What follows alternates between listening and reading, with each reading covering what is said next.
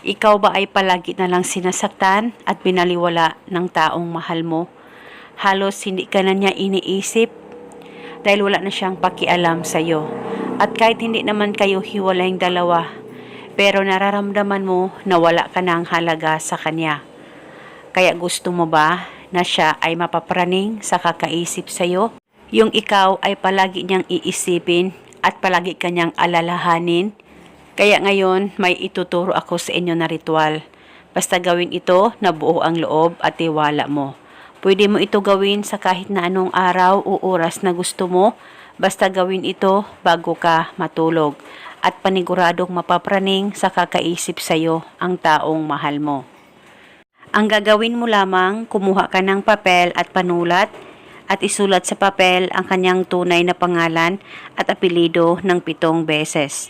At pagkatapos, kumuha ka ng isang hiwa ng luya, pwedeng balatan at pwedeng hindi, depende po sa inyo.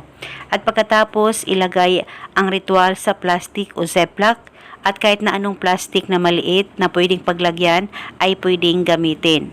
At pagkatapos nito ay ilagay itong ritual sa loob ng punda ng unan mo at bago mo ito uunanan ay ihampas mo muna ang unan mo sabay banggit ng kanyang pangalan at apelyido ng 3 beses. At pagkatapos mo nang mahampas ang unan mo sabay banggit ng kanyang pangalan ay pwede mo nang uunanan ang unan mo na nasa loob ang ritual. At paniguradong mapapraning sa kakaisip sa iyo ang mahal mo. At uunanan ito hanggang kailan mo gusto. At hayaan mo lamang ang ritual sa loob ng punda ng unan mo kung sakaling ito ay safe lamang. At kung sakaling ikaw ay aalis at hindi ito safe sa unan mo, pwede mo itong kunin at itago at ibalik lamang ito sa tuwing ikaw ay matutulog. At uunanan itong ritual hanggang kailan mo gusto. At ito muna sa ngayon, maraming salamat po sa panunood.